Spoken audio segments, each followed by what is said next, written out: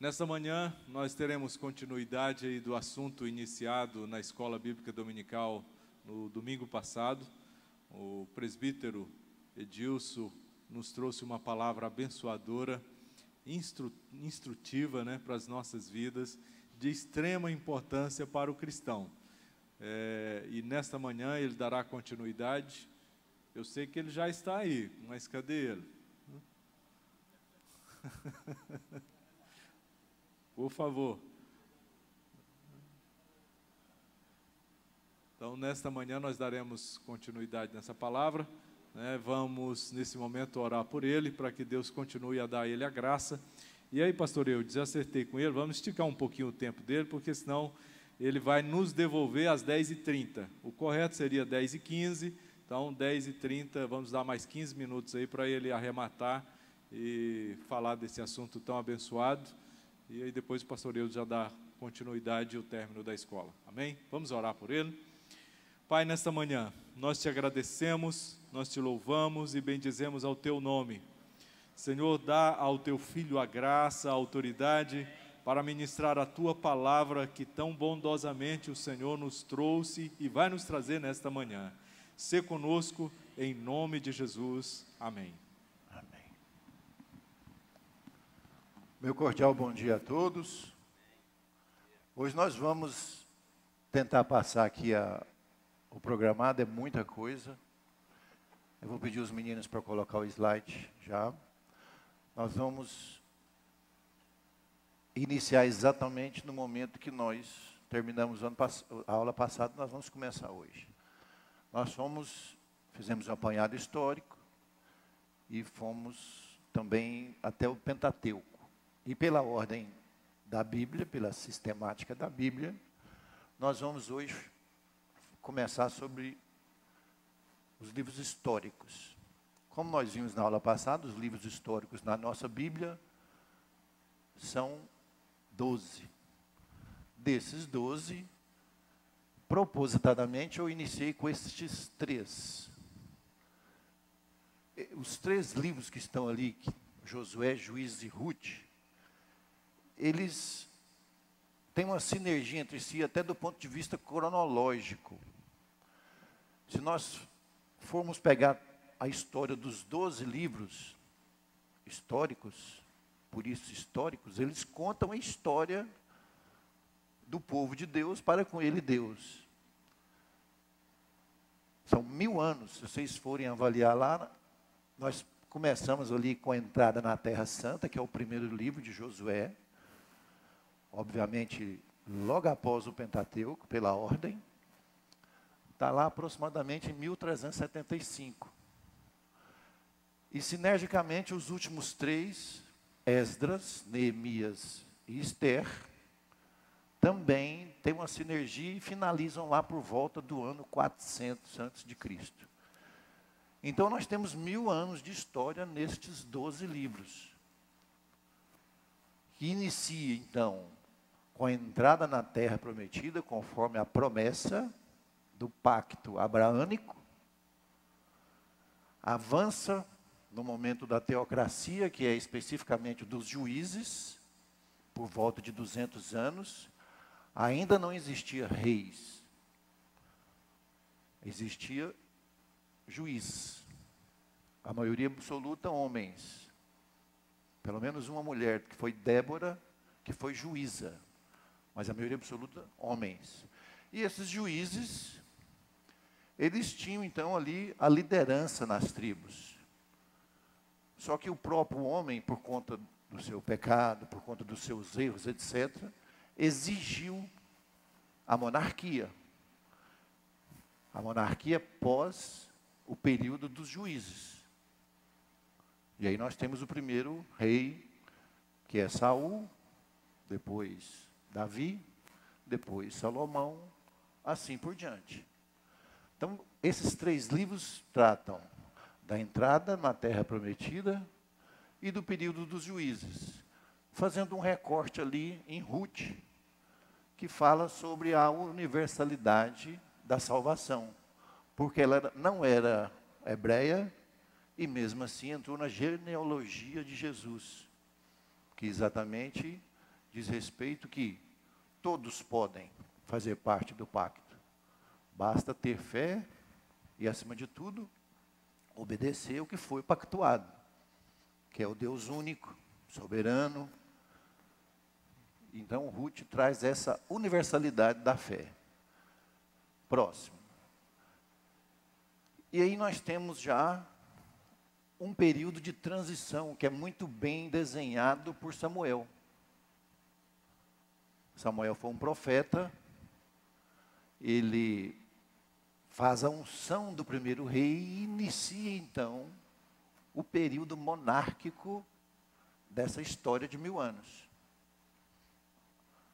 O primeiro rei foi Saul, e no caso ali, Deus continua ao longo desses 1000 anos, encontrando uma forma de desenhar a história entre ele e Deus, entre Deus e o homem, entre nós e Deus, mantendo sempre o pacto que fora acertado desde lá dos tempos remotos de Abraão. Aqui nós temos a transição, então, do período dos juízes para o período da monarquia, que é escrito por Samuel. E se nós formos avaliar a datação específica de 970, que é o período exato em que terminou o reinado de Davi, que começou por volta de 1010 antes de Cristo, vai até 970 antes de Cristo. Nós temos já a entrada já na monarquia e um histórico do reinado do rei Davi, que foi o maior de todos, por ter o coração segundo a vontade de Deus.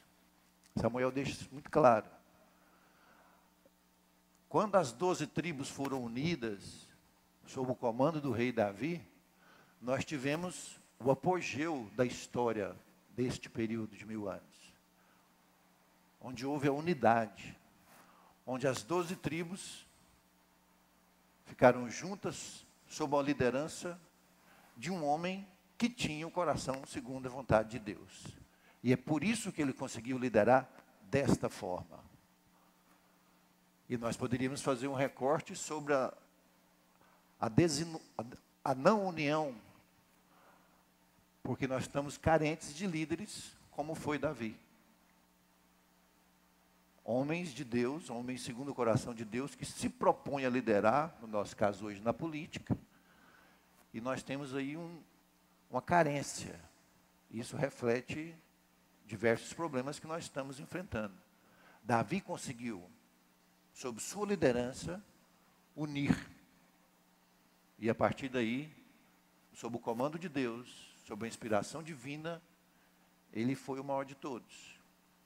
E Samuel retrata, então, até o período de 970, que é o final, digamos, do reinado de Davi. Próximo.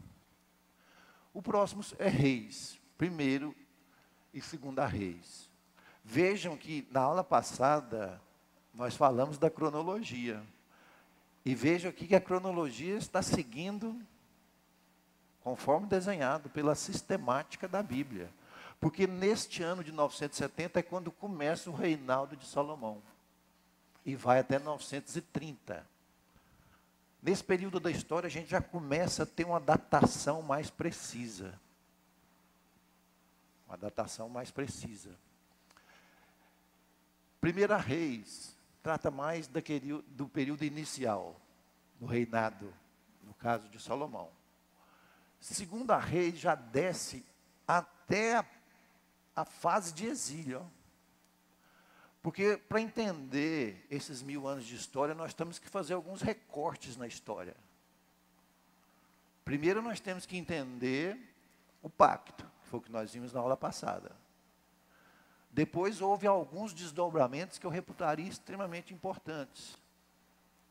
Aqui nessa lâmina nós temos aqui um período. O que eu chamei de apogeu foi com Davi. Lá de 1010 a 970. Tudo antes de Cristo. Depois, por conta do pecado, da idolatria e assim por diante, veio o castigo. Deus dizendo: meu filho, você está no rumo errado, eu vou ter que te castigar para você voltar para o eixo, para você cumprir o nosso pacto, porque você está adorando outros deuses, você está fazendo muitas coisas erradas, então eu vou ter que, enquanto pai de amor, corrigir você. E aí começou então, digamos, a queda total mesmo.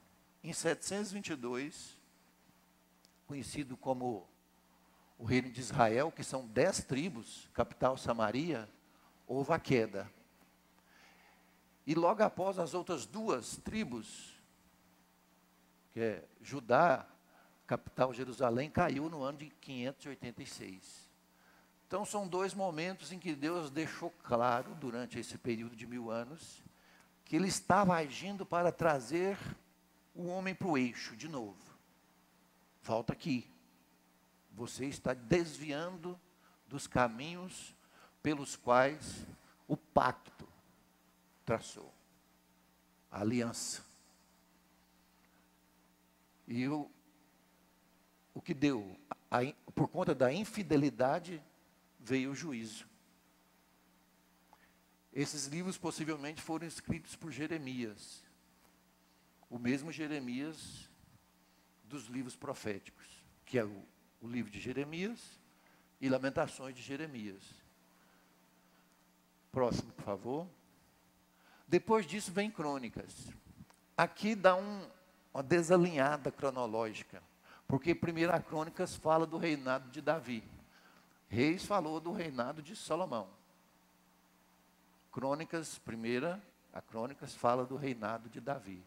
E segundo a Crônicas, da mesma forma que Reis, vem também e vai até o período pós-exílio, ou seja, após a queda do Reino do Norte, 722, e a queda do Reino do Sul, em 586. E vem falando desses desdobramentos históricos. E ao mesmo tempo esses livros, eles comentam sobre o pacto, que o pacto será restabelecido. Não obstante o castigo por conta dos erros, o pacto será restabelecido.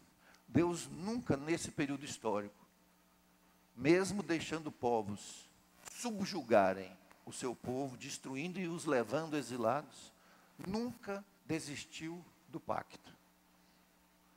Os próprios profetas, como nós vamos ver daqui a pouco, eles falavam da destruição, mas falavam da restauração. Sempre foi. Nunca houve desistência por parte de Deus. Ele sempre manteve uma linha. E acima de tudo, em alguns momentos, corrigiu o homem que estava desviando do caminho traçado e combinado no pacto, que é a obediência a um Deus único. Bom, próximo. Aí a gente já passa para finalizar com os 3 últimos. Se nós pudéssemos dividir os 12, eu dividiria da seguinte forma: os 3 primeiros, que é a transição, que é a entrada na terra prometida e a transição. Os outros 3, que na verdade são 6, que nós acabamos de ver, e esses 3 últimos agora, que é Esdras, Neemias e Ester. Por que são 3, digamos, divisões dentro dos livros históricos? Porque os 3 primeiros falam da entrada da terra prometida e da transição da teocracia para a monarquia. Os 3, que são 6, 1 e 2 Samuel, 1 e 2 Reis e 1 e 2 Crônicas, contam a história. A queda, o castigo, falam da restauração, falam também do apogeu, porque esses 6 livros, eles vão do apogeu, da transição, do apogeu, da queda, e também falam da restauração. E esses 3 últimos, Esdras, Neemias, estão juntos ali não por acaso, e no caso Ester, que é o último, são livros que já tratam do retorno do povo, depois da subjugação pelos assírios e babilônicos. Então, assim, esses três, em especial, estes dois, Esdras e Neemias, já estão trabalhando a restauração prometida pelo pacto. É quando Neemias vem e reconstrói os muros. É quando Esdras, um sacerdote, um escriba muito competente, um estudioso, consegue fazer com que o povo perdido volte e passe a adorar a Deus conforme estava escrito na aliança. E aí nós temos a restauração da moral. Porque o livro de Neemias traz a restauração dos muros como uma simbologia. É óbvio que a restauração dos muros é uma questão física.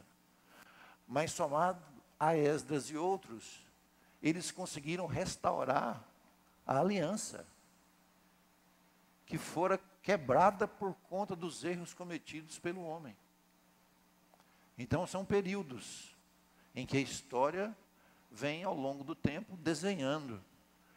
E como eu disse e repito, porque é o objetivo da aula, há uma sistemática extremamente lógica, eu diria linda, maravilhosa. Vai no próximo. O próximo que nós vamos ver já é o último dos 12.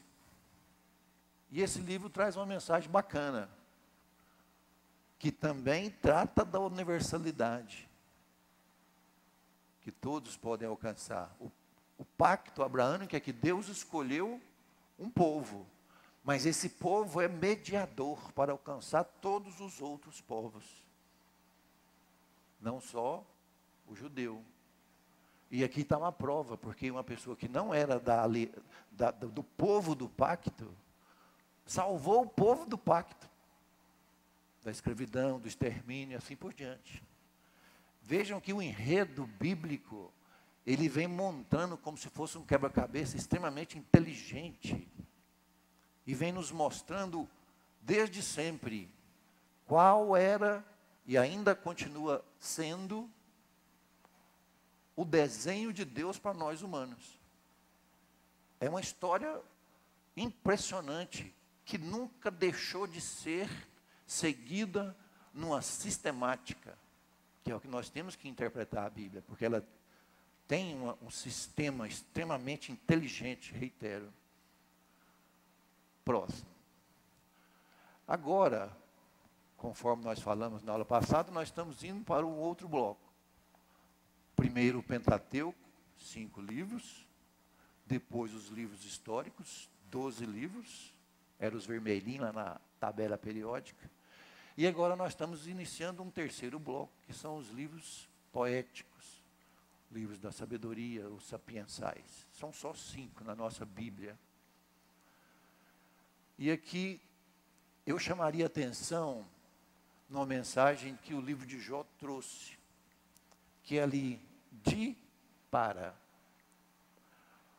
Jó naturalmente foi um instrumento de Deus, que o enredo bíblico conta que Deus permitiu que ele fosse castigado. E Jó manteve-se firme, e ao final foi restituído. Então diante das dificuldades, o que o livro de Jó nos ensina? De um ceticismo é dúvida. Da dúvida que as coisas, mesmo que não vá tão bem como planejado, mesmo que a gente passe por desertos, sofrimentos, assim por diante, que a gente seja cético, ou que duvide dos planos de Deus na nossa vida, dos planos de Deus para a humanidade, que a gente passe a se auto-justificar. Ah, mas por que eu passar por isso? Mas nós precisamos de entender que Jó está dizendo, de ceticismo e autojustificação para atitude de humildade e fé. Mesmo no momento tal, no caso de Jó difícil, perdeu filhos, perdeu bens, perdeu saúde, ele ainda manteve-se firme. E diante da sua fé, Deus restaurou tudo que havia retirado. Então esse é o primeiro livro da sabedoria. O próximo. Salmos é um livro muito, mas muito bacana. Todos nós, cristãos, gostamos de Salmos. Se nós formos ler lá Salmos, é uma tradução do termo hebraico que significa louvores, que é o livro da adoração, da súplica, da canção, que retrata a realeza de Deus, a supremacia de Deus, a dependência nossa de Deus. Isso é o livro de Salmos. E aí existem algumas curiosidades que eu consegui nele. Tem o maior capítulo, que é o 119, que nós estudamos na aula passada, que são 150 no total. É o maior livro. E só esse, 119, tem 176 versos. E também tem o menor, que é o 119 com 2. Desculpa. 117 com 2, isso. E nós temos ali o meio da Bíblia.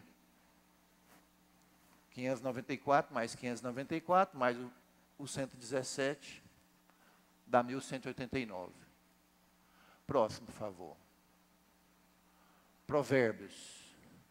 Eu chamaria Provérbios de um livro eclético. Eclético porque ele fala de muitas coisas. Ali é um resumo bastante apertado. Questões relacionadas a trabalho, dinheiro, disciplina, criação de filhos, dentre outros tantos. Mas um dos autores que eu li fez esse resumo, que é a última linha, que eu gostei bastante. Vida regrada e atitude de reverência a Deus, daqueles que são membros do pacto da aliança. Quem obedece, quem cumpre a parte do pacto. Oi? Manual de conduta, boa. Então, Provérbios também fala, porque Provérbios lembra Salomão, buscar a sabedoria. Por isso que ele foi tido como um homem sábio. Próximo. Eclesiastes, de certa forma, é um livro melancólico, mas também nos ensina que mesmo que você tenha tudo neste mundo, que você seja vaidoso e conquiste tudo, por exemplo, como Salomão conquistou, um grande rei com muitas mulheres, poderoso. Se afastar de Deus, nada isso tem sentido. Uma pessoa com muito menos, mais próximo de Deus, tem muito mais do que quem está fora do centro da vontade de Deus. Esse livro fala isso. Porque Salomão seguiu sua vida com muito sucesso. Um rei respeitado, sábio. Mas acima de tudo, no final ele falou assim, tá, mas o que isso tem a ver? A minha vaidade, o meu eu. Aí nós vamos remontar a palavras que estão na moda. Egoísmo, eu. Egocentrismo. Hedonismo. Assim por diante. E esse livro nos ensina que saiu do centro da vontade de Deus, você pode ter tudo aqui na terra. Você vai estar sempre buscando algo que está te faltando. Próximo. Cantares. Fala de relacionamento conjugal, do amor fiel entre marido e mulher, que é um desenho que foi tipificado lá em Gênesis. Desde o início Deus desenhou essa formatação. E naturalmente ele reforça essa questão do amor de uma forma poética. Tanto é que os livros têm o nome de livros poéticos, não por outro motivo. Passa por aqui. E assim como Esther, que é uma curiosidade, não tem a citação do nome de Deus. Nem esse livro, nem o livro de Esther. Próximo. Então vamos lá. Não perdendo de vista o sistema bíblico que nós comentamos. Vamos entender sempre esta aula, tentando entender a Bíblia como um todo. Então vamos rememorar. Nós começamos com o Pentateuco, 5 livros. Fomos para os livros históricos, 12 livros no nosso caso, lembrando que a Bíblia Católica do histórico são 16. Vamos recapitulando um pouco. Tobias, Judite, Macabeus 1 e 2, acrescem aos 12 da nossa Bíblia, portanto são 16. Mas nós temos 12. Depois disso nós passamos para os livros poéticos, que são 5. E agora nós vamos entrar nos livros proféticos. São 17 com 16 autores. É bem fácil, porque, exceto Jonas, como nós vimos, ninguém sabe quem escreveu. Os outros todos levam o nome do autor. O nome do livro, o nome do autor. É certo, Lamentações, mas é Lamentações de Jeremias. Então Jeremias escreveu 2 dos proféticos. Então nós temos 17 livros nesse conjunto de livros, nesta subdivisão do Antigo Testamento. E aí a gente fecha o Antigo Testamento. Aqui a gente vai fechar o Antigo Testamento, com seus 39 livros. É isso? E aqui, exatamente nos proféticos, nós temos um dos 7 que eu disse a mais que tem na Bíblia Católica, que é Baruque. Só voltando um pouquinho, lá no livro da sabedoria, que são 5, nós ainda temos o livro da sabedoria e ainda temos Eclesiástico, porque na nossa só tem Eclesiastes. Ok? E aí vamos nos debruçar um pouco aqui agora sobre os livros proféticos. É óbvio que com 1 hora a gente não consegue falar de todos os autores. São 16 autores. Mas esses livros, não por acaso, eles estão, digamos, condensados ali em aproximadamente apenas 300 anos de história bíblica. Lembrando que os livros históricos, por isso chamam livros históricos, contam a história durante 1000 anos. Os livros proféticos, só 300 anos. E lembrando que os livros proféticos estão, do ponto de vista cronológico, inserido dentro dos livros históricos. Mais para a parte final da história. Porque tanto os proféticos, quanto os livros históricos, finalizam as suas escritas, enfim,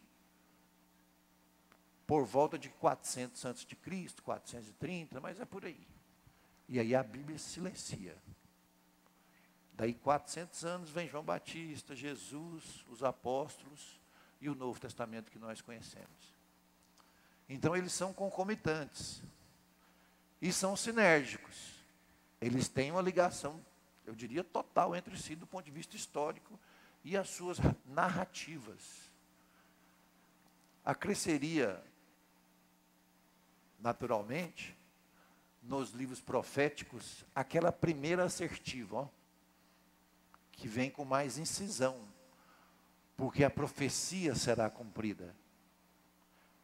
E a profecia, eu diria, bastante importante, que foi profetizada nos livros proféticos, sem dúvida, foi a vinda do Messias, do restaurador, daquele que iria, de fato, cumprir o que fora pactuado no Antigo Testamento. Porque é pacto. Pacto é aliança. Aliança, ela, em tese, não tem emenda. Ela tem um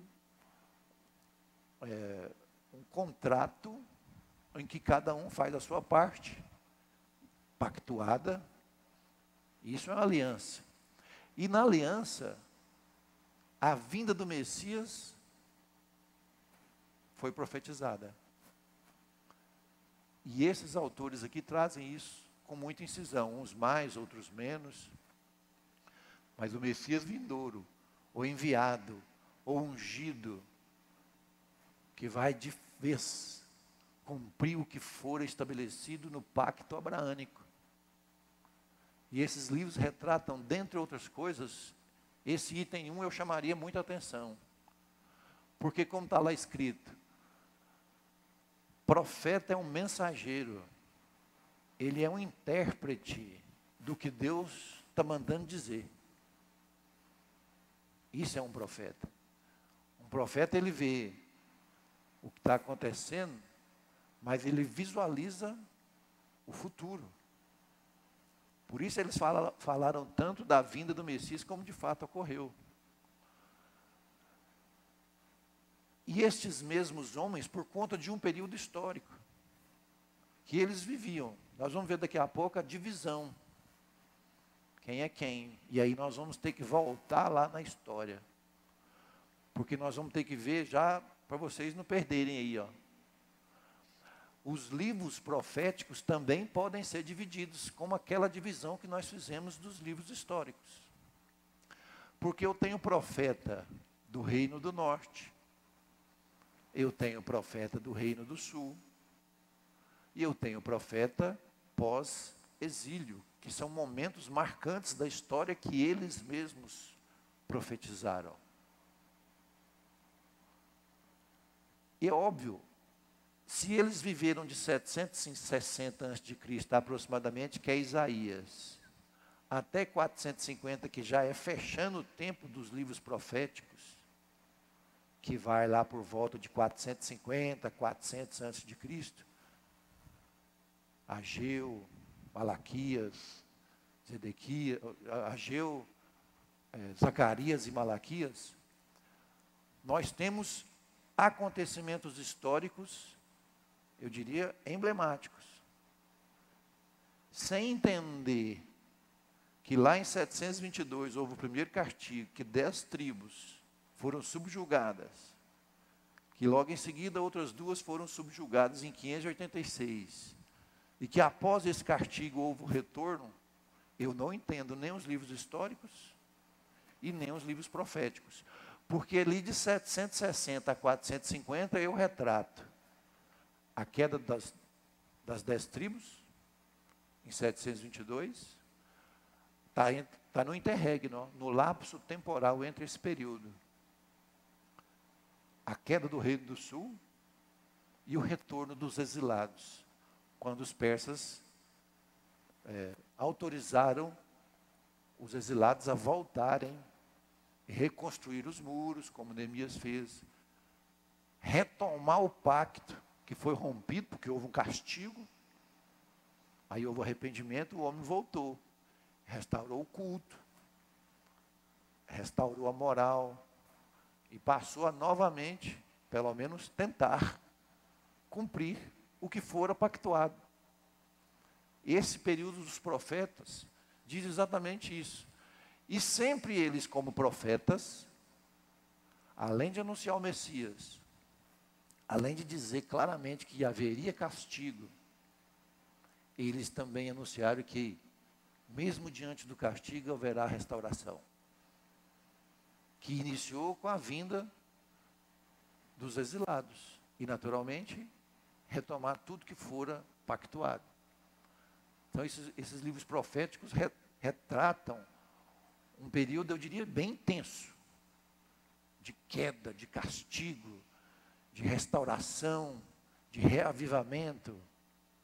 Nós temos isso claramente lá nessa questão do cumprimento do pacto em Esdras e Neemias. Os 2 livros trazem isso com muita precisão, que é justamente o momento em que, após o castigo, Deus cria no enredo bíblico uma forma do homem, então, retomar e continuar fazendo parte do pacto que desde sempre Deus desenhou. Próximo. Aqui, nós temos alguns dados. Foque lá no primeiro. Retrata de 520 a 450. Mais especificamente, nós vamos dividir em 3. Norte, sul, pós-cativeiro. Norte é conhecido como Israel. São 10 tribos. Lá em 722, como eu já disse, Samaria foi subjugada. Foi invadida, destruída. Os profetas que são do norte, e viveram nesta época, 722 a.C., são Oséias, Amós e Jonas. Eu poderia chamá-los então de profetas do Reino do Norte. Lembrando que eles são 16. E aqui, se eu for no pós-cativeiro, de forma didática, eu tenho mais 3. Que são os 3 últimos do Velho Testamento, e não por acaso.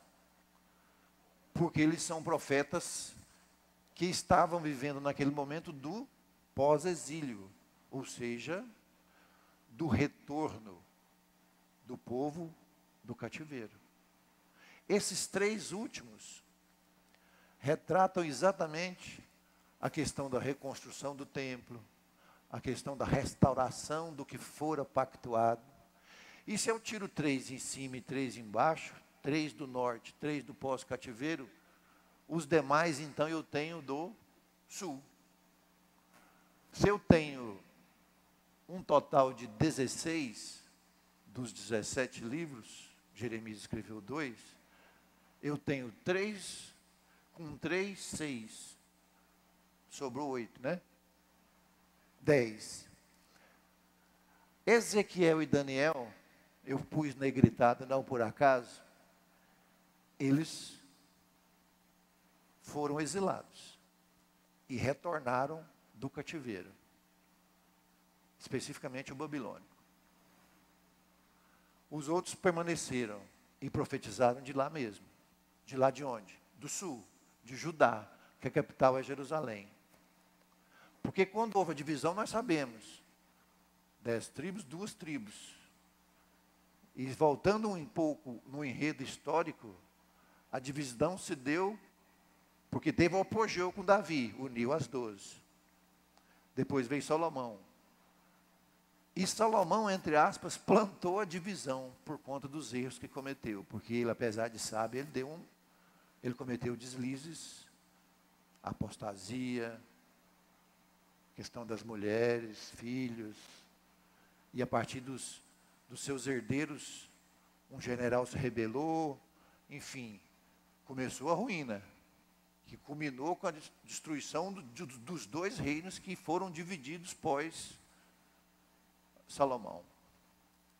E ali nós temos, então, um desenho dos 3 momentos, digamos, importantes, que os livros proféticos retratam. A queda do norte, a queda do sul, 10 tribos do norte, 2 tribos do sul, e o pós-exílio, pós-cativeiro. Então é uma lógica, de novo, hein? E o desafio é nós, ao irmos estudando, entender esse enredo. Porque tem, como eu disse e insisto, uma sistemática. Se nós conseguirmos entender isso, casando com acontecimentos, nós vamos entender toda a história bíblica. Aliás, eu diria que fica muito mais fácil do que você decorar. É você entender a sequência das coisas. Porque por meio dessa sequência você consegue entender a Bíblia como um todo. E saber, como eu disse na primeira aula, por que tal livro está em tal lugar. Por conta dessa lógica histórica. Entendeu essa sequência histórica? Eu passo a compreender muito melhor a Bíblia como um todo. E essa é a ideia da nossa aula. Então aqui nós vamos finalizar uma breve abordagem que nós fizemos na aula passada e nesta, do Velho Testamento. E vamos iniciar então o Novo Testamento, por favor. Vamos pela ordem aqui, apesar que em algum momento eu vou inverter a ordem dos livros, que nós vimos que são 27, por conta da sinergia que há entre um e outro, tentando por meio dessa aglutinação de algumas cartas de Paulo, das cartas pastorais, por exemplo, do cativeiro, para a gente entender de forma mais didática todo o Novo Testamento. Mas vamos fazer uma recapitulada antes da gente entrar em Mateus, que é o primeiro livro. Lembrem todos, a Bíblia tem 66 livros, 39 no Antigo, 27 no Novo. Fazendo a recapitulação do Novo, nós temos 4 evangelhos, Atos dos Apóstolos, que é um livro lindo, lindo, lindo. Depois nós temos as 21 cartas, sendo 13 de Paulo, Hebreus, na ordem, sem autoria definida, e as 7 cartas gerais. E por último, o Apocalipse. Então, o Novo Testamento, 50 anos de história, com uma mensagem clara. Todo o Novo Testamento, exceto Apocalipse, falam da mesma coisa. Apocalipse fala do que nós chamamos de escatologia. Escatologia, escato é fim, logia, estudo do fim, fim dos tempos, ok, Apocalipse. Mas se eu pegar as cartas, pegar o Evangelho, eu vou falar exatamente da vida de Jesus, da ascensão de Jesus, do envio do Espírito Santo e o que ele representa para nós. Esse é o Novo Testamento. É bem mais, digamos, até por conta do período de tempo que o Novo, comparado com o Velho, traz, porque o Novo nós estamos falando, se nós levarmos em consideração a verbalização da Bíblia de Abraão, até Moisés, que foi quem começou a escrever a Bíblia, nós temos 2000 anos de história. Não menos que 1850. Não menos que 1850 anos de história.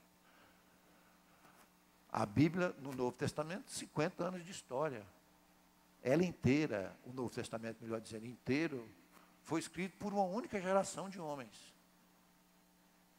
Por isso, um período curto. E com a mensagem muito clara. Portanto, mais fácil de entender.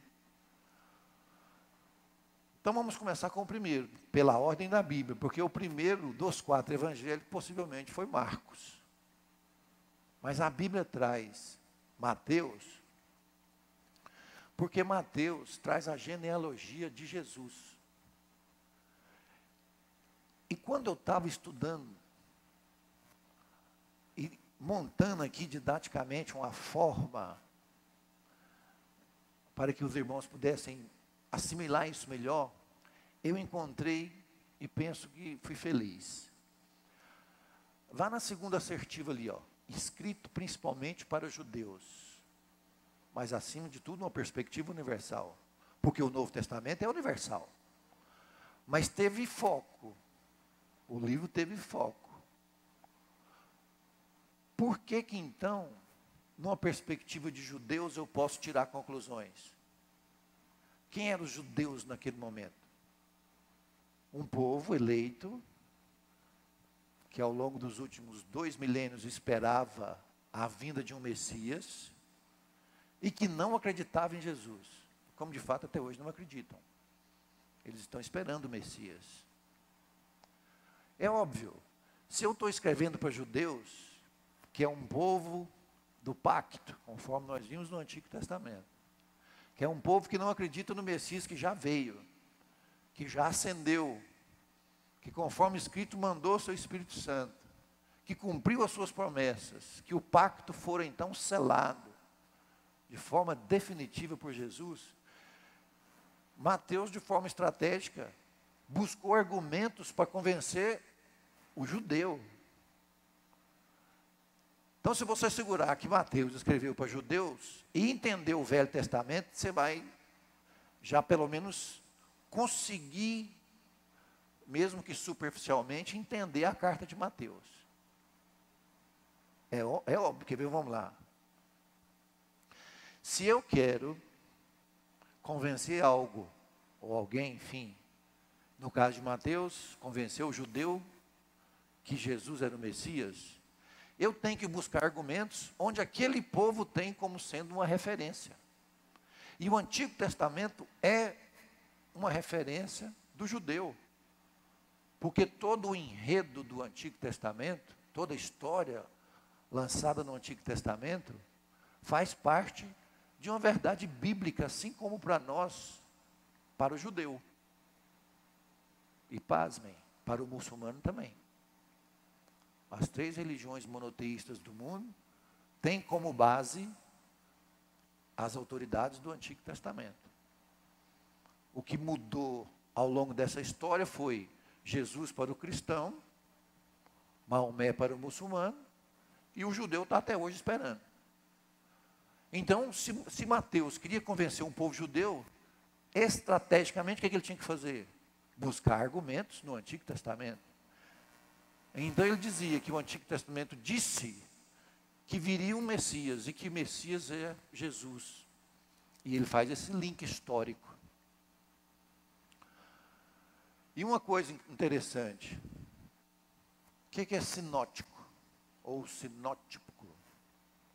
Sinótico é só se lembrar de ótica. Ótica é visão.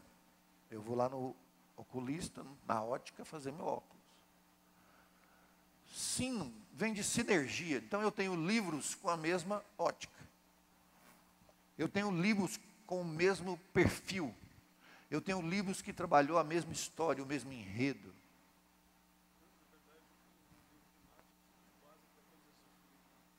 Sim. O pastor Hamilton está dizendo que o livro de Marcos serviu para os outros 2 sinóticos. Por quê? Porque nós vamos ver na próxima lâmina, ele foi escrito em 60, portanto, antes. Houve, digamos, um repeteco nos 3 livros. E nós vamos ver daqui a pouco que João foge a essa lógica. Tanto é que os livros sinóticos digamos, 4 evangelhos, só os 3 primeiros são sinóticos. A sinergia entre esses três, e a ótica com a qual o autor escreveu, enfim, passou a sua mensagem, ela é, digamos, única. Por isso, sinóticos. E é óbvio, tudo que o Messias ensinou, que ele fez, assim por diante, Mateus teve que retratar. Porque ele estava enfatizando que Jesus era o Messias, tentando convencer um povo que não acreditava. Então o direcionamento ele nos leva a tirar conclusões sobre o que Mateus quis. Apesar da universalidade, Mateus, então, foca no povo que, apesar de fazer parte do pacto, apesar de fazer parte da aliança que fora desenhada lá com Abraão, não acreditava em Jesus. Próximo. Como o pastor disse, Marcos veio primeiro. E eu falei há pouco, Mateus veio possivelmente porque trata da genealogia de Jesus. Marcos veio primeiro que os outros 2 sinóticos. Tanto é que os outros 2 sinóticos apanham ensinamentos de Marcos. E o que difere Marcos, e aí cada um deles tem uma forma de abordar. Marcos, a doutrina traz que ele é um livro dinâmico. Ele trata lá das obras, então ele está falando de ação. Diferente por completo de João. João, por exemplo, fala da divindade de Jesus. Não fica falando dos atos dele, das parábolas dele. Marcos, ao contrário, fala da ação. Tanto é que ele registra várias ações de Jesus. Por isso que é um livro chamado um livro dinâmico. E diferente de Mateus, foi endereçado aos romanos. Essa parte, especificamente, a quem é endereçada, a doutrina dá uma vacilada. É óbvio que há divergência, enfim, mas a doutrina dominante eu acredito que passa por aqui. E Marcos deixa claro também que por conta dos detalhes, da forma com que ele aborda, ele conviveu com Jesus. A forma com que ele conta as ações, porque ele focou mais na questão das ações. Então Marcos conviveu com Jesus e, acima de tudo, vivenciou os atos praticados por Jesus. Por isso esse enfoque que é a verdade que ele viu, presenciou, e, acima de tudo, traz esse sentimento pessoal de ter participado ativamente dos atos. E Marcos também traz Jesus como sendo um servo de Deus, que realmente foi dado em sacrifício para que fosse cumprido o pacto estabelecido lá com Abraão. Próximo. Se Marcos veio primeiro, olha lá o ano, ó, 60 Marcos, 70 Mateus, Lucas, o terceiro e último livro sinóptico, vem depois dos dois. Tanto é que Lucas usufrui dos dois para escrever o seu livro. E Lucas era um médico grego, falava vários idiomas, muitíssimo inteligente, muitíssimo preparado.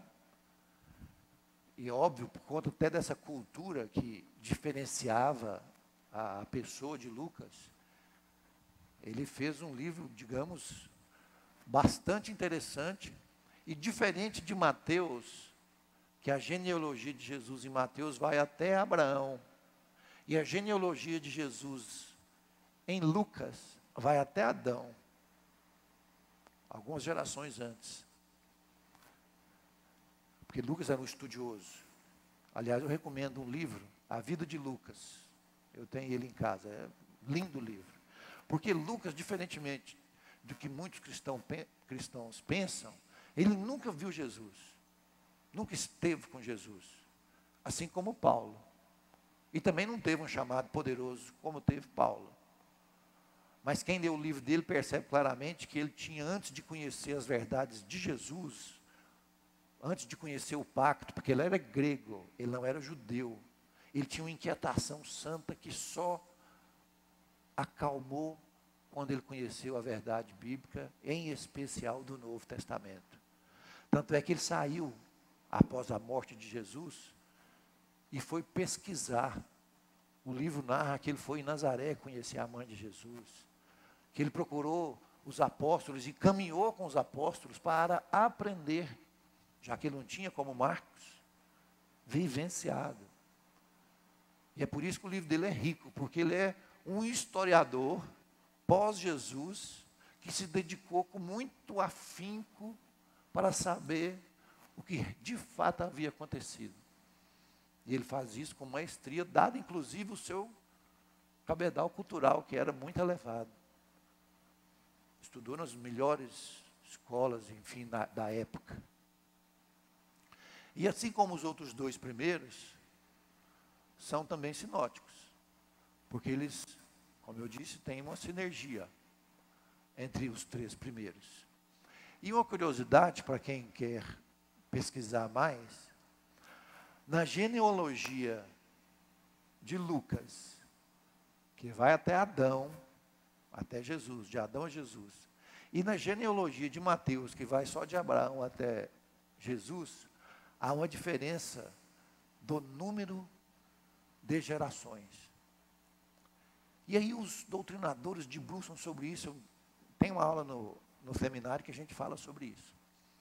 Mas enfim, por conta da inerrância, que os doutrinadores trazem esse termo, que a Bíblia não erra e tal, Lucas, por ser um historiador e ter pesquisado a fundo, e acima de tudo por ter, nas suas pesquisas de campo, né, que ele esteve no campo, ele não pesquisou livro, ele foi no campo, ele foi lá andar com Paulo, ele foi lá em Nazaré conhecer Maria, ele pegou a genealogia de Maria, aí teria dado um número maior de gerações, de Adão até Jesus.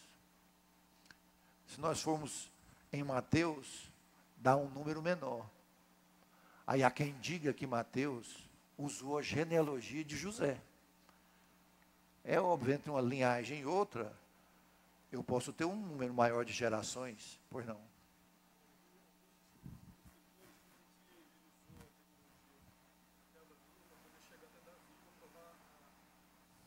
A linhagem davídica. É verdade. É verdade.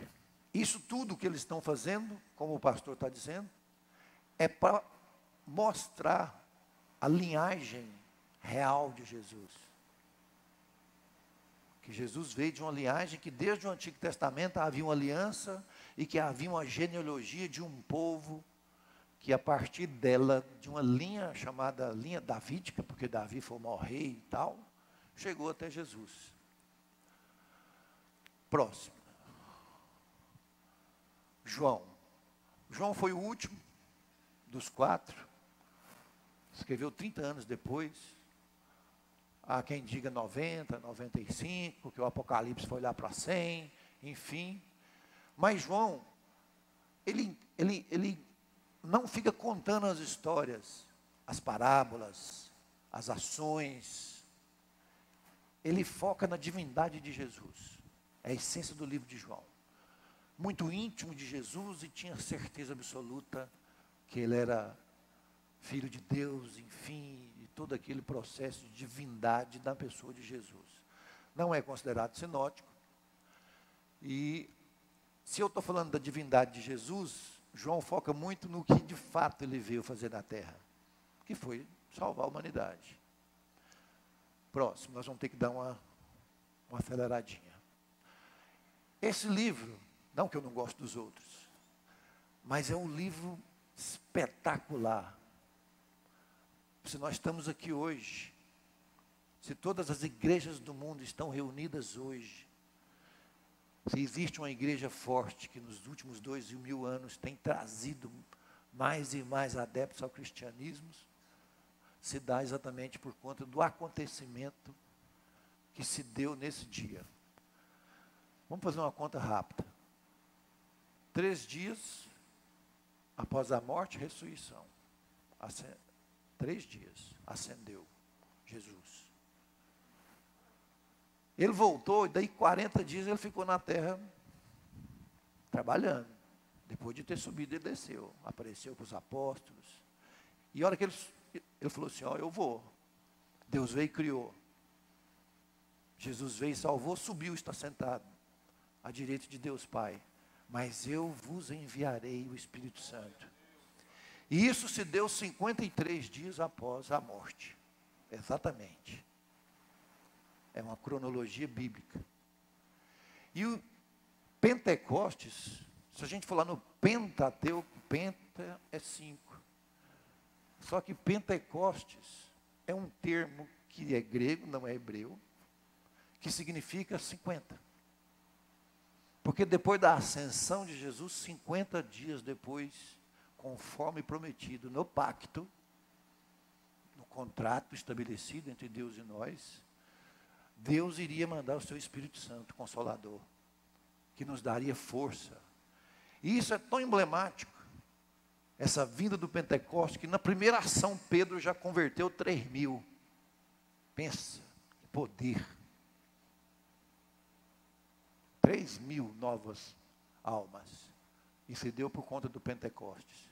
Ai de nós humanos, se nós não tivéssemos o Pentecostes. Porque aí Deus veio, criou, Jesus veio e salvou, subiu, mas mandou o Espírito dele. Por isso que nós sentimos esse calor, esse fervor, essa vontade de fazer as coisas certas, de seguir. Isso é o Espírito Santo. É o elo de ligação entre nós. E esse livro retrata exatamente este fato. E ali, ó, descreve o início do movimento missionário, que nós estamos até hoje, 2.000 anos depois. E de pregar o Evangelho. O Espírito Santo foi dado a vocês, agora vocês têm a força. Pode ir, falem em meu nome. E as pessoas vão ouvir. Porque o meu Espírito está em vocês. É um dia enigmático, né, na história bíblica. Por favor. Próximo. Aí nós vamos entrar. Porque se eu falei dos 4 evangelhos, falei dos Atos dos Apóstolos, agora eu entro nas cartas paulinas, que pela sequência são 13. Possivelmente Hebreus não é de Paulo. Tem 4 autores que são citados para ser o autor de Hebreus. Mas eu fiz uma subdivisão até também didaticamente, para tentar explicar de forma rápida. Cartas de Paulo são 13.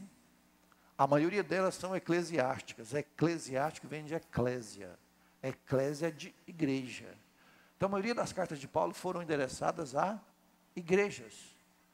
Igrejas que não estavam de acordo, inclusive, com aquilo que ele havia pregado. Porque ele passava no lugar, montava ali um campo missionário, ia para o outro, aí ficava sabendo que a anterior já estava bagunçando. Aí ele mandava as cartas, porque imagina, não tinha e-mail. E são aquelas. E nós temos algumas subdivisões para nos ajudar a compreender a Bíblia. E mais ainda as cartas de Paulo, que são as cartas do cárcere. Aquelas 4 foram escritas dentro da cadeia. E depois as cartas pastorais, porque é endereçada a presbíteros, pastores, diáconos, líderes da igreja. E as cartas pessoais, que são endereçadas a pessoas. Então nós temos algumas subdivisões ali que nos ajudam a compreender as cartas paulinas. Próximo. Romanos é uma verdadeira doutrina cristã. Riquíssimo. Quer entender de Novo Testamento? Lê Romanos. Rico, rico, rico Romanos. Ó, declara o estado de pecado do homem. O homem, depois da queda, a natureza do homem depois da queda é aquela lá. E por isso que veio Jesus, porque a salvação que foi dada a Abraão por meio da fé, e Abraão teve fé, agora foi estendida por Jesus a todos, que por meio da fé nós somos salvos, não por meio de obras, mas por meio de fé, porque o Novo Testamento, essa é a essência do Novo Testamento, e Paulo retrata isso com maestria em Romanos, e Romanos é a doutrina bíblica do Novo Testamento, muito rica, muito bem escrita. Entendeu Romanos, entendeu o Novo Testamento. É muito bacana. O pastor está lembrando aqui, lembra Romanos de Evangelho. E expõe os fundamentos da vida moral cristã, escrevendo deveres e tudo aquilo que um cristão autêntico tem que fazer por conta da nova aliança que foi pactuada. Próximo. 1 e 2 Coríntios. Lamentavelmente nós vamos ter que dar uma acelerada. 1 e 2 Coríntios. 1 Coríntios fala de relacionamento. Relacionamento é um problema grave. E a igreja de Corinto estava tendo problema nos relacionamentos. E Paulo, em outra comunidade, desenhando outro campo missionário, manda a carta para Coríntios ensinando eles. Defendendo o seu ministério e falando naturalmente da nova aliança. E a forma com que os novos... O Novo Testamento deveria alcançar as pessoas e a partir daí elas terem determinado comportamento. Próximo. Gálatas. De novo, olha lá. Ó. A essência de Gálatas. Salvação vem pela graça. Por meio de Jesus Cristo. Recebido pela fé. De novo. A questão da fé. Para alcançar a salvação tem que ter fé. E essa fé vem de Jesus, que veio para salvar e cumprir a sua missão, conforme havia sido pactuado, lá com Abraão. O Evangelho da graça. Antigo Testamento, lei. Novo Testamento, graça. E aqui Paulo está ensinando. Próximo. Aqui eu dei uma alteradinha na ordem da Bíblia, até para facilitar o entendimento. Essas aí são as epístolas, as cartas do cárcere. Efésios, Filipenses, Colossenses e Filemão. Eu agrupei algumas aqui para melhorar o entendimento. Efésios e Colossenses têm o mesmo plano. O ministério de Cristo na igreja. Cristo é o cabeça, nós somos o corpo. O papel de Cristo dentro da igreja. O nosso papel dentro desta igreja, fundada por Cristo, enquanto cristãos, enquanto membros de um corpo, que tem uma cabeça que é Cristo. Essas duas cartas trazem isso. Filipenses, ao contrário das outras, é aquela carta da alegria. Para vocês terem ideia, ele cita regozijo, alegria, numa carta pequena, 16 vezes. E nos ensina. Aqui dá para fazer uma aula sobre essa carta. Mesmo preso, estando em Jesus, eu estou feliz. É uma mensagem clara. É a carta da alegria Mas a carta da alegria, paradoxalmente, foi escrita dentro do cárcere. E Filemão é quase que um bilhete. É o Onésimo que ele conheceu dentro do cárcere. Filemão era o dono dele, que ele era escravo, Onésimo. E ele manda uma carta para Filemão, que era o seu conhecido, para perdoar o Onésimo, enfim, porque o Onésimo tinha fugido para deixar de ser escravo do Filemão. E aqui a questão das barreiras sociais são quebradas, as falhas, no caso de Onésimo, ao fugir, para deixar de ser escravo. Bom, aí nós vamos para a próxima. Pastorais, essa é a mais fácil de entender, direcionada a pastores. Eles têm um fim aí. O fim é orientar os líderes da igreja a como proceder, a como organizar a igreja, quais são as virtudes dos presbíteros, dos diáconos, das lideranças, o que tem que ser feito para você ser um líder de sucesso, cumpridor das suas obrigações. Por isso que chamam cartas pastorais. Tem também, em algum momento, direcionado a outros que não são pastores. Isso em 1 Timóteo. No caso, 2 Timóteo, fala sobre a questão das recomendações, e tem um acréscimo aí que eu percebi claramente, porque aqui, obviamente, é uma das últimas cartas de Paulo, ele já está sentindo ou pressentindo que a sua missão, de que durou mais ou menos 15 anos, de 13 a 15 anos, está chegando ao fim. Aí ele já começa a dar as últimas recomendações, a reforçar o que ele já havia dito.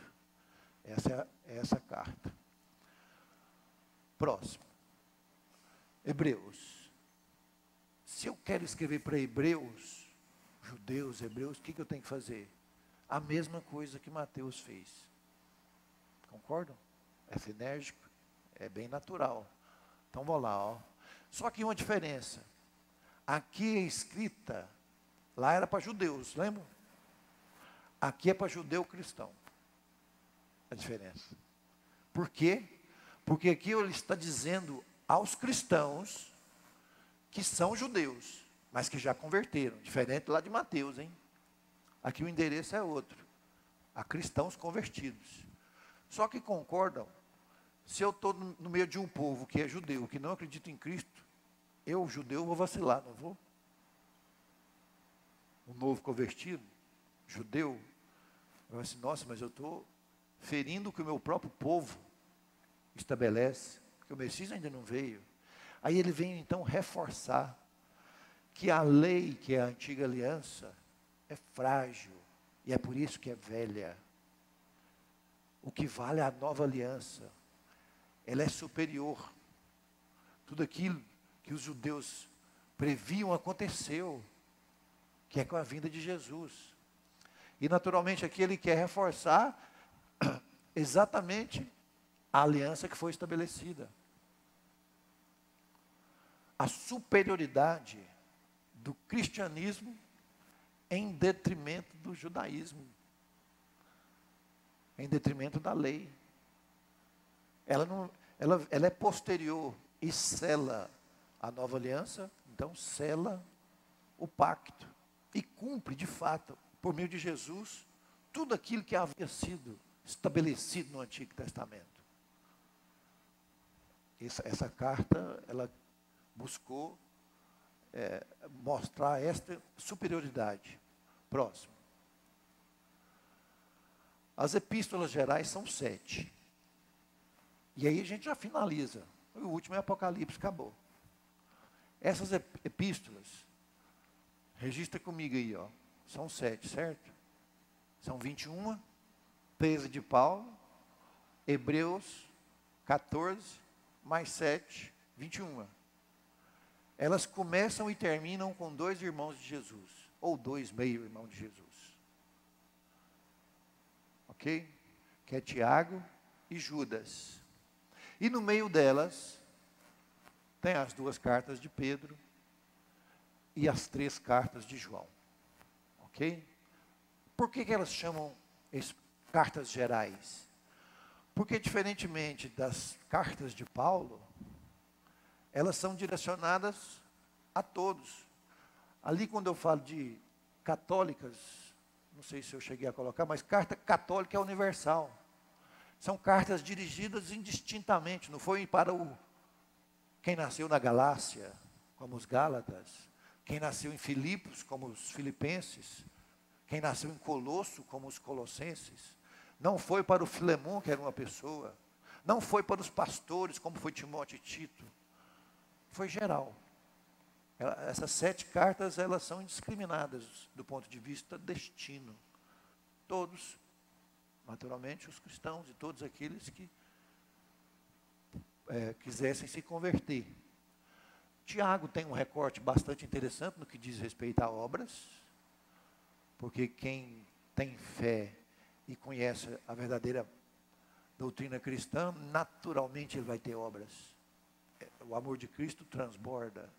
Ninguém o retém e queda-se inerte.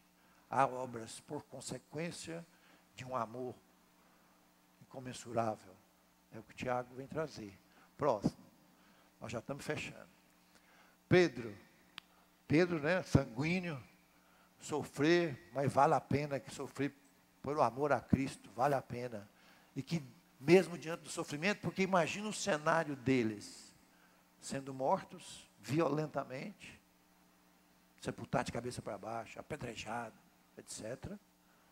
Mas Pedro vem dizer na carta, fique firme. O que vem depois é melhor do que hoje, porque nós temos e estamos cumprindo a nossa parte no pacto.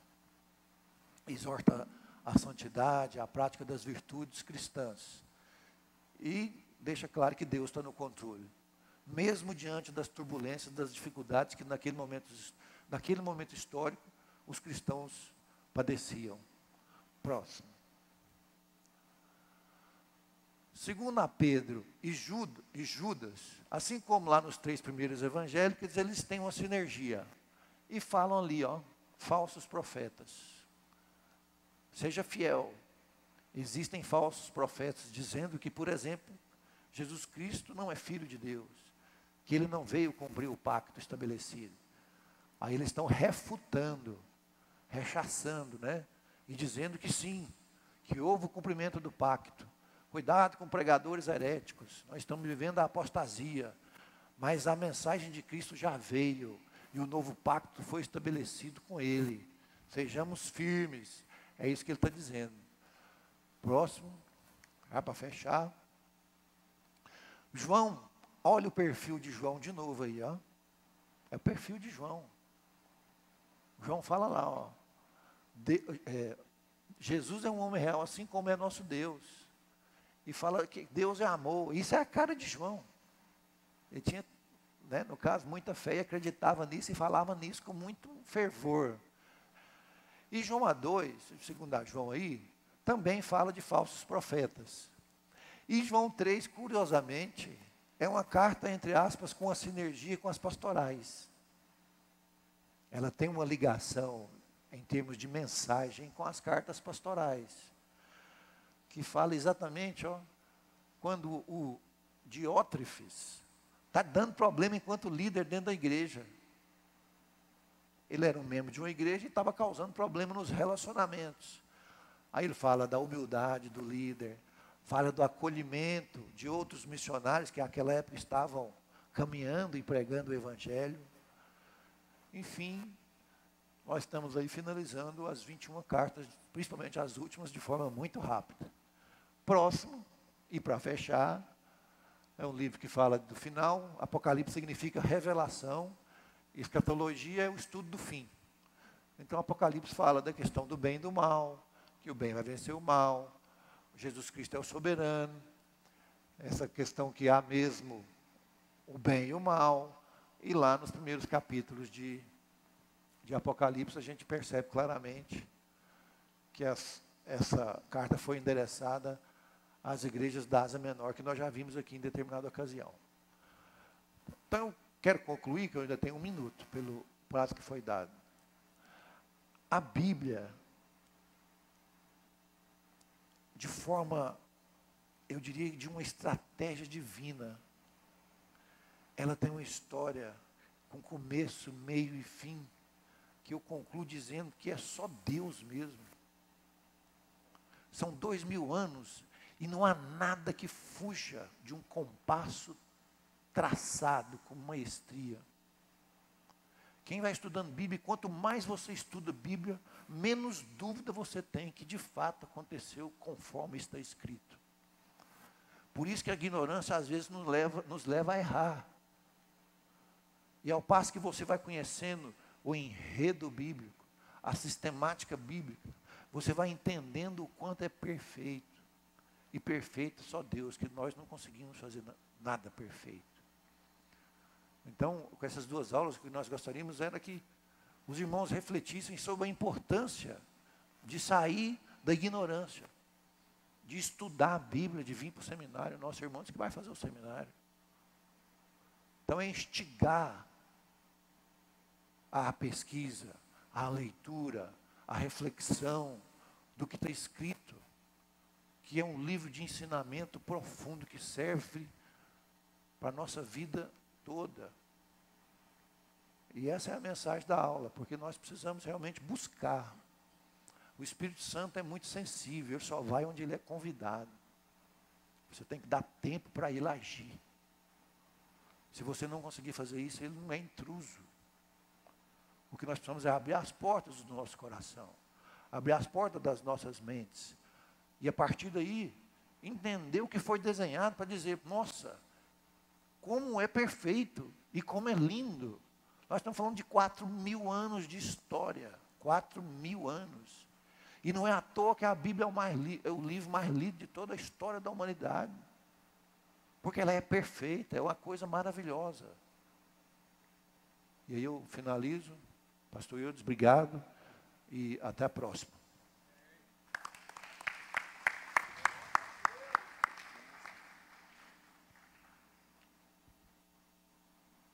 Bênção. Muito bom a aula. Realmente completou, né? Na bênção mesmo. A gente pega já assim, tudo nessa sistemática, fica fácil de compreender. Agora, se você for olhar nos livros assim, você vai ter dificuldade.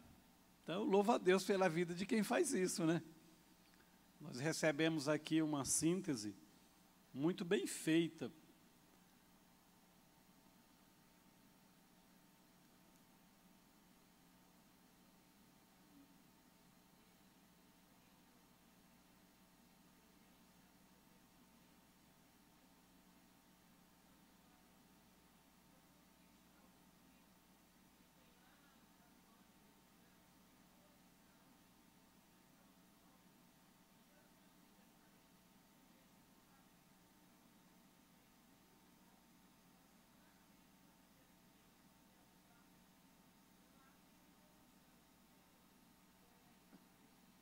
Do antigo e do novo.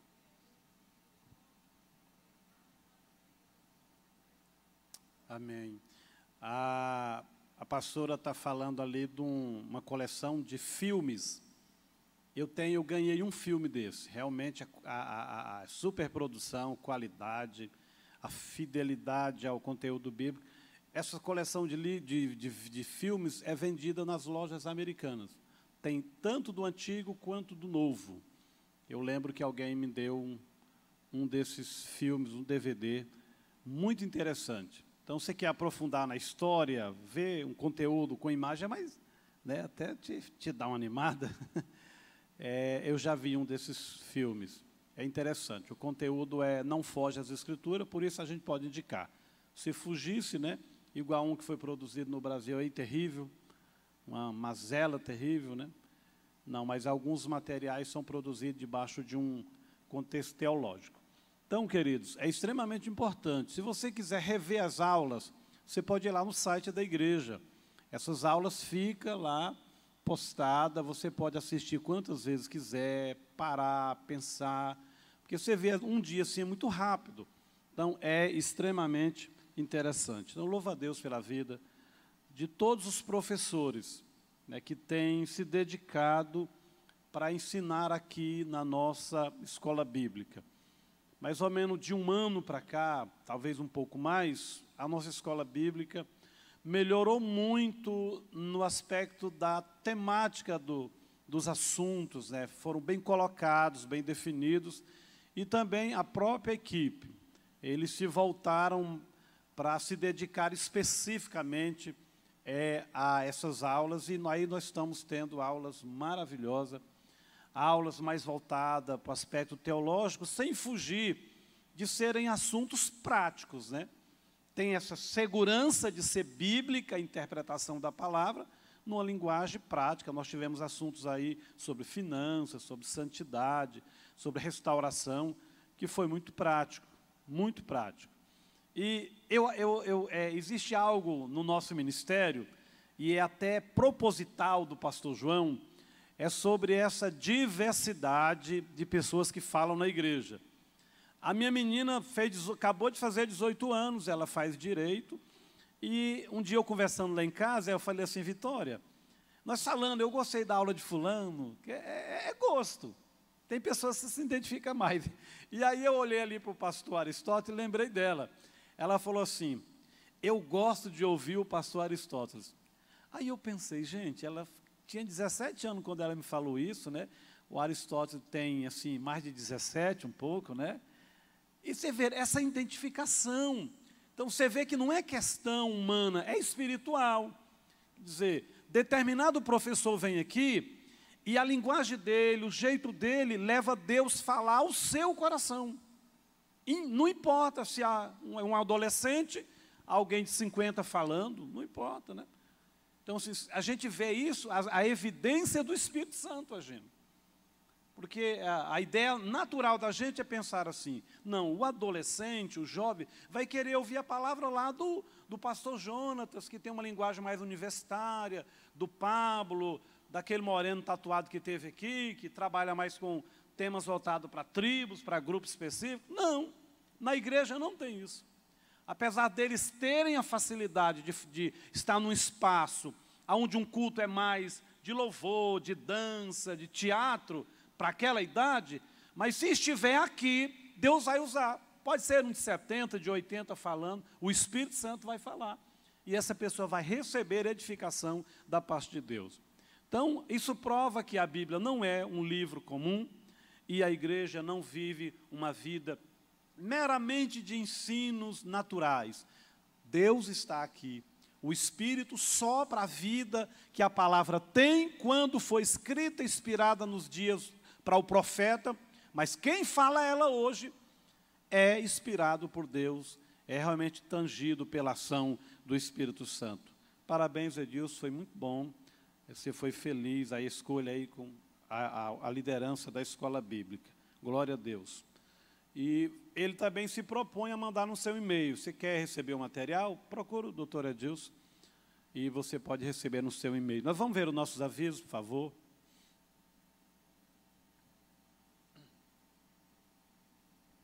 Este é o IBR News. Fique atento aos nossos avisos.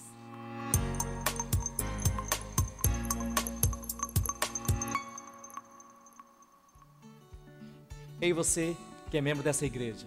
É muito importante que a igreja tenha condições de entrar em contato com todos os seus membros. Por essa razão, solicitamos todos os membros da IBR que façam sua atualização cadastral no início desse ano. E se você ainda não é membro, não perca tempo. Acesse o nosso site batistarenascer.com, as nossas redes sociais, o nosso aplicativo ou pegue os formulários na IBR e preencha-os com os seus dados atuais. É simples e rápido. Mais de Deus na segunda. Esse é o tema dos cultos de segunda-feira. Temos períodos de oração, intercessão e ministrações. Você é o nosso convidado. Toda segunda-feira a partir das 20 horas. As vagas para o nosso seminário de teologia já estão abertas. Faça sua inscrição em nosso site ou inscreva-se no balcão de atendimento na IBR. E no dia 8 de fevereiro, teremos nossa aula inaugural com o tema 10 Mandamentos e a Graça de Deus. Será aqui na IBR às 20 horas com entrada gratuita. Venha conhecer nosso Seminário Teológico Saber. Nossos cursos do Ministério da Família estão com as matrículas abertas. Temos cursos voltados para as áreas financeira, relacionamento familiar, homens, mulheres, educação dos filhos e muitos outros temas. Todos eles têm sua base firmada em princípios bíblicos. As inscrições estão sendo feitas no balcão de atendimento e também em nosso site, batistarenascer.com. Invista em você! No dia 5 de fevereiro, voltamos com os nossos grupos de crescimento. Para quem não sabe, nossos grupos de crescimento são uma extensão do trabalho feito na IBR. Através do grupo, podemos nos aproximar de cada irmão e verdadeiramente crescer como uma família em Cristo. Procure um dos líderes dos grupos e participe. Vivemos um tempo onde a maioria das pessoas questionam qual o real sentido da vida. Infelizmente, muitos procuram a resposta para este questionamento nos lugares errados e não a encontram. Sabemos que é angustiante querer a resposta para algo e não encontrar. Por isso, você precisa entender que nenhum de nós nascemos sem um propósito. Todos fomos criados por Deus com um fim específico. Somos seres individuais, importantes para Deus. Você quer saber por que nasceu? 10 a 13 de fevereiro de 2018.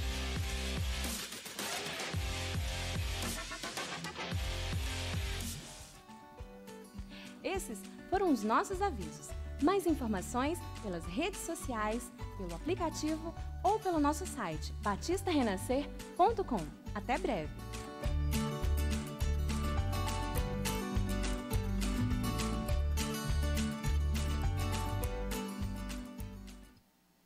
Glória a Deus, se coloque de pé. Pegue a sua semente, a sua oferta, seu dízimo, e vamos servir o Senhor nessa manhã, continuar servindo ao Senhor. Eu ontem fui ministrar num encontro de pastores, e lá no encontro um pastor foi fazer o momento da oferta. E ele falou sobre Abraão e Melquisedeque, né, o rei de Salém, Melquisedeque. Né? E ele falou algo tão interessante, tão importante, sobre a questão sacerdotal. 1 Pedro diz que nós somos um reino de sacerdotes. Cada cristão é um sacerdote. Ele pode ministrar adoração a Deus, ele pode ministrar sobre as pessoas, ele pode comunicar Deus, a sua palavra às pessoas. E esse sacerdócio universal, o que sustenta esses sacerdócios é o relacionamento com Deus. Então, ele colocou na questão de que o culto ele é completo, ele tem a adoração, a exposição da palavra, o mover dos dons espirituais, e tem esse momento que enquanto aqui na terra nós servimos ao Senhor com nossos dízimos, as nossas ofertas. Irmãos, isso é parte integral do nosso culto, do nosso relacionamento com Deus. Durante toda a antiga aliança, Deus exigiu essa participação e colocou isso como princípio de relacionamento de honra. Então, se eu quero honrar a minha esposa e meus filhos, eu recebo o meu salário e invisto na minha casa. Isso é uma forma de honrá-los e declarar que o meu relacionamento tem um compromisso. Então, você é crente, você tem um relacionamento com Deus, você está ligado a essa congregação, a esse corpo, você precisa ser dizimista, você precisa ser ofertante. Pastor, então no culto que eu não tiver a oferta, queridos, se você não tiver num culto uma oferta específica, é por dois motivos, ou porque você não se organiza, ou então realmente porque você está passando um problema financeiro. Mas você pode falar para Deus, Deus, eu quero mudar isso, eu quero prosperar com o sentimento de honrar ao Senhor, de honrar a minha família e assim por diante. Então, o ciclo de relacionamento com Deus, com a família, tem essa parte extremamente importante que são as finanças. Uma casa não sobrevive sem as finanças. A igreja precisa das finanças para dar continuidade a esse relacionamento geral da igreja, cumprindo o propósito de Deus. Saia do seu lugar e dentro desse sentimento venha honrar a Deus com o seu dízimo, com a sua oferta ou com ambos.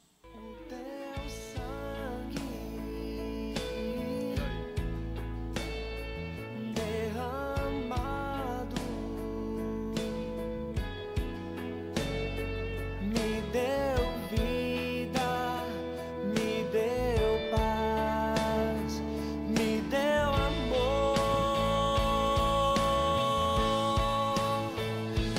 hoje vivo para ti, e hoje vivo para ti, e hoje vivo para ti. És o meu amado, sou do meu amado, o teu amor é incondicional. Você pode se colocar de pé. Obrigado, Senhor, por cada semente. Consagramos ao Senhor. Reconhecemos a nossa dependência da Tua bênção, da Tua direção, da Tua sabedoria para prosperarmos e acima de qualquer estratégia humana, esforço, inteligência, precisamos da Tua bênção. Provérbios diz, Senhor, que a bênção do Senhor enriquece e não acrescenta dores, fardo. Venha sobre nós, sobre cada família, sobre essa igreja, a Tua bênção. Glória a Deus. Queridos, que você tenha um almoço abençoado, uma tarde. À noite estaremos aqui para o culto de celebração. Vá em paz, debaixo da proteção, da bênção e da graça de Deus, em nome de Jesus.